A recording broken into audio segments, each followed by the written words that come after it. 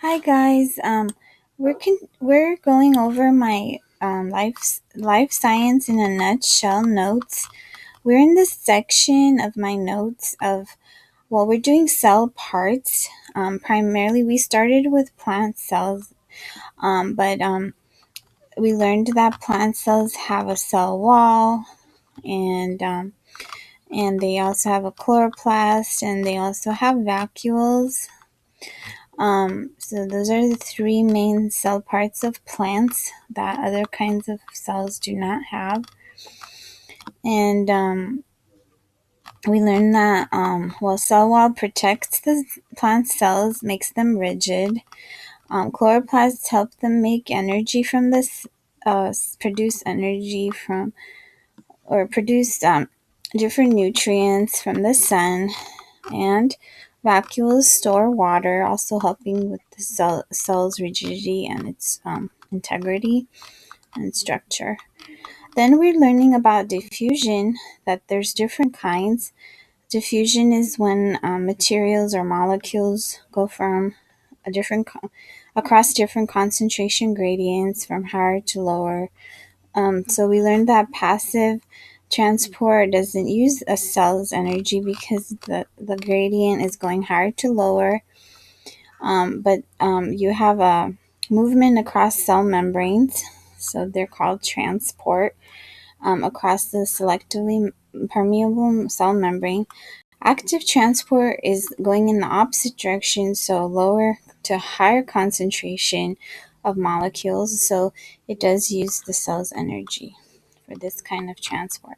So currently we're looking at different kinds of molecules that are in the membrane of the cells. And Ruben here is helping me read the notes. Hi, Ruben. Say hi. Hi. Um, so these are showing carrier proteins. This is a solute, so the molecules that are being transported across the membrane. Extracellular space, protein channels, the cell membrane. Intracellular space, these are carrier proteins. Some examples of what they look like in 3D She's actually helping me. models. Yay. So there are different kinds. There's channels, transporters, ATPase, pumps, which use energy.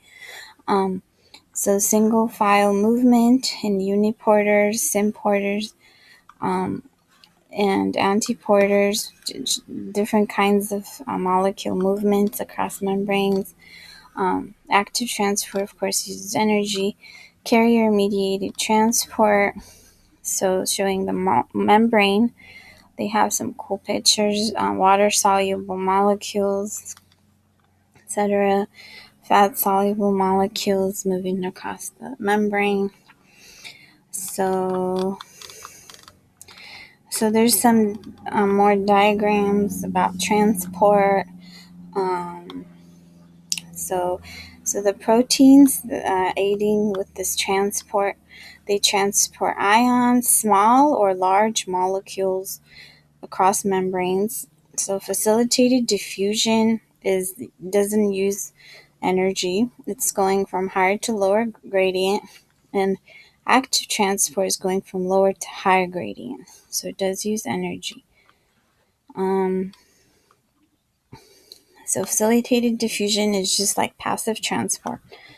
But the only difference between regular diffusion, like in a beaker, and passive transport or facilitated diffusion, is that is the second. The latter is using a membrane. They cross in a membrane. It's not just It's not just flowing freely in a solution of water. There's a membrane that it's trying to cross, so it uses an actual protein. That's why it's called facilitated, because the proteins are facilitating the diffusion or passive transport. So this is shown again the membrane. So it's kind of interesting to see the things that the membrane consists of. So we have cholesterol, glycolipids, peripheral proteins. So the protein channels or transfer proteins, globular protein, glycoprotein, extracellular fluid, cytoplasm on either side of the membrane, surface proteins, alpha helix protein or integral protein, carbohydrate, hydrophilic heads, phospholipid bilayer, that's what it's called, phospholipid molecules. So those are different things. If you want to learn anything more in detail, you can Google it. They have a ton of information from research people are doing and have done. These are different kinds of proteins used in transport. You want to read this? Albumus. Albumin. Oh, albumin. Transport fatty acids. Uh, bilirubin. Bilirubin, calcium. Uh, hormones, heavy metals, and drugs. Albumin transport. Steroids, hormones, thyroxine, and vitamin A. Ha- Haploglobuline. Haptoglobulin, I think. Transports hemoglobin. Yeah, hemoglobin. Hemoglobin, excuse me. Really hard to read that stuff. Yeah. Transferrin transports Iron.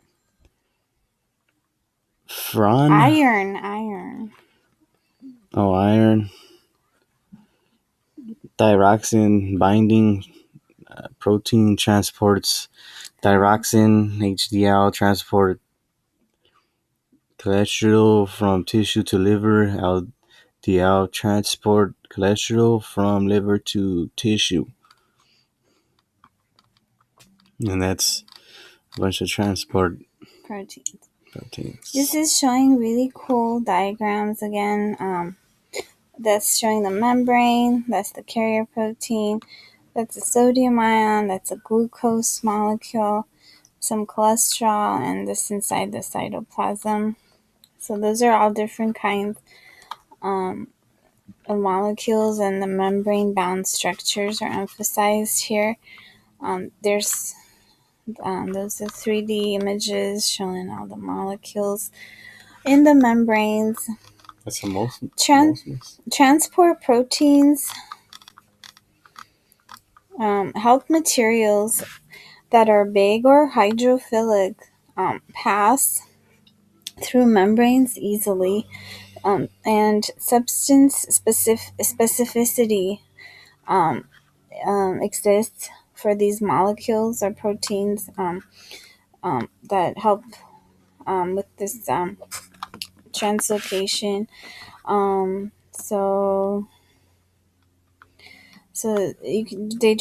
These proteins in the membrane translocate different things: water soluble molecules, sugars. Depending on what kind of protein it is, it transports different things, different types of things, molecules. There's channel proteins, carrier proteins. Note, permeability of the bilayer. So hydrophobic molecules can pass through a bilayer or a membrane, but hydrophilic molecules cannot, or at least not easily. So polar molecules are hydrophilic. Examples are sugars, charged atoms like potassium, and molecules. Non-polar molecules, however, are hydrophobic. So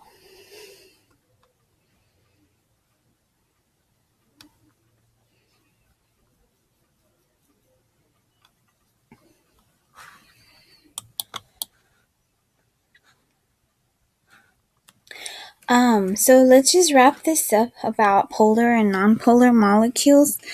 I just looked it up. Oxygen and carbon dioxide are actually non-polar molecules. And the reason for this is OCO, carbon dioxide, is non-polar, as well as O2, because they're kind of like they cancel each other out, the charges. So but we're gonna continue talking about this in the next video. Thank you.